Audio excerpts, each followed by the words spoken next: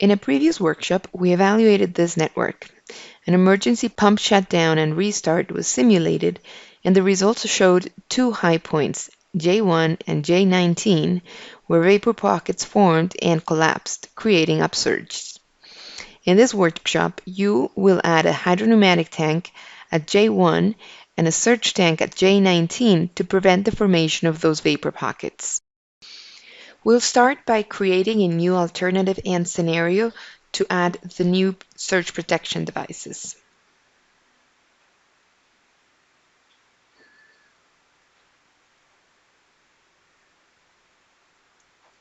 We'll name the alternative with surge protection.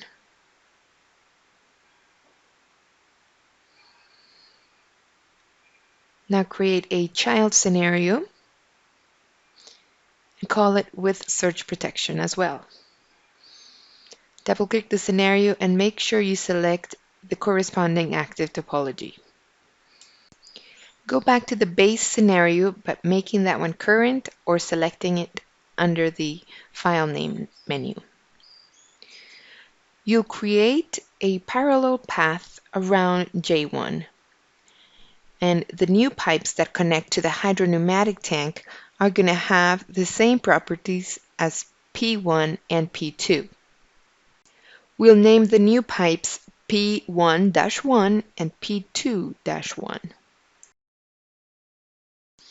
Make sure to modify the properties for length, diameter, material, Hazen-Williams, and wave speed to match exactly what the original pipes had.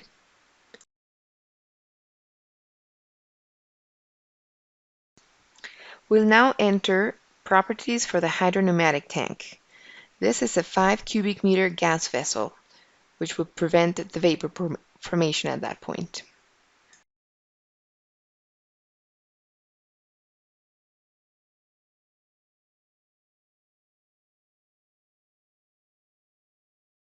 We will now lay out the surge tank and the new pipes that connect to it. Alternatively, you could draw a pipe from J19 and connect a surge tank directly to it. So it's your choice. To modify all the properties of these pipes, select all of them, right-click and select Edit Group. Then enter all the properties in the Flex table.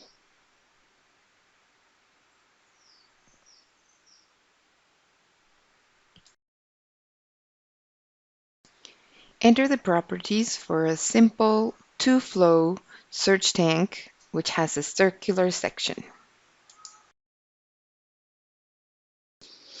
A combination air valve could also be considered for this location if freezing or land acquisition costs are a concern. We now need to switch to each of our scenarios and set the elements that do not belong in that scenario to an inactive status. You can choose how to display inactive items. They can either be grayed out or they can be hidden. Select the icon with a minus sign next to the cursor to remove items. Use the icon with the plus sign to add items. Switch scenarios to verify that the elements correspond with the right scenario. Create 3 new transient profiles. The first one will go from pump 1 to reservoir 2. The second one will go from pump 1 to the low point on the left side of the network. And the third one will go through the surge tank all the way to the end node on the right side of the network. Drag each tank over the top of its corresponding node so that the X and Y coordinates are matching. We're ready to compute the scenario with surge protection. In the user notification, notice that there are no cavities being formed or collapsing. We'll now look at the 3 paths in a profile that we can animate transient results. There's path 1 through the hydropneumatic tank, path 2 through the hydropneumatic tank as well, and path 3 for the surge tank and hydropneumatic tank. Notice the top area where it says volume. It shows 0 in all of them, meaning there is no vapor pockets. You see, as the hydraulic rate line drops, it reaches the minimum transient values, which is that blue line. When the pump restarts, there is a spike in pressure, which could also be caused by the rate at which the hydropneumatic tank is emptying. If it's emptying at a high rate, like in this case, try changing the differential orifice to increase head loss.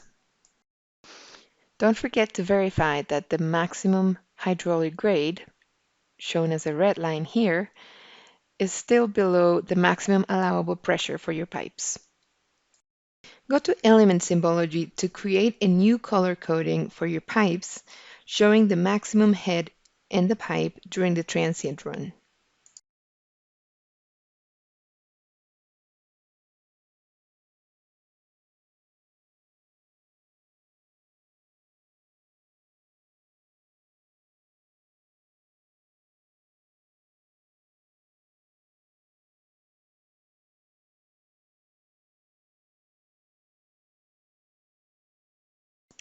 Back in the element symbology, we'll color code junctions by maximum transient pressure.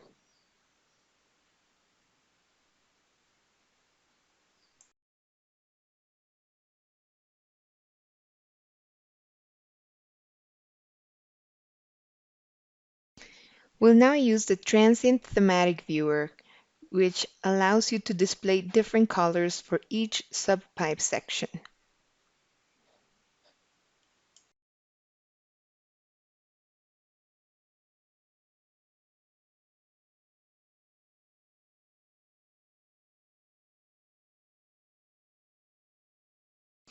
Notice how the left end of P4 is red and the rest of it is pink.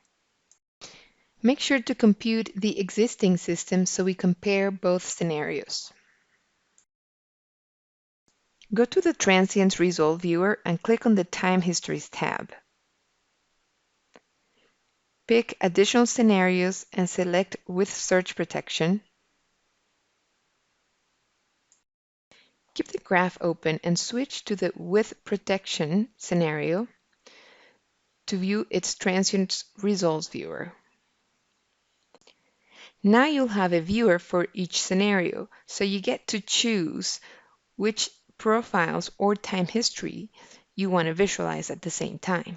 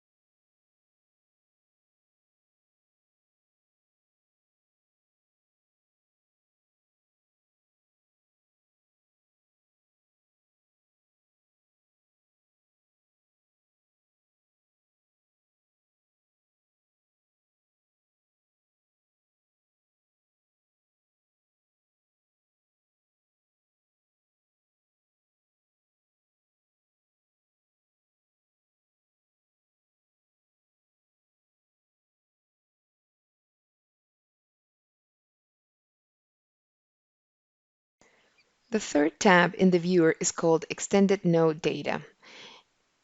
Here you can see more in-depth results for hydropneumatic tanks, pumps, and turbines. Here you can see the incoming flow into the hydropneumatic tank.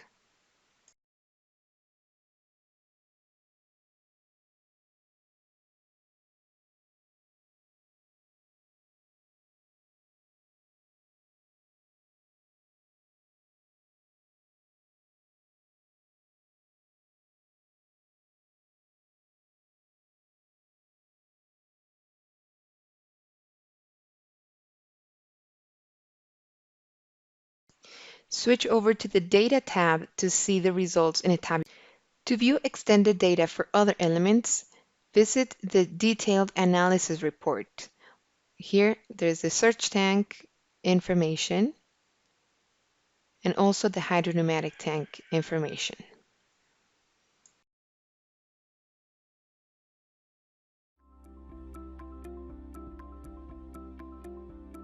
If you found this video helpful, please give it a like. If you want to see more such series, consider subscribing to our channel. Thank you, and see you next time.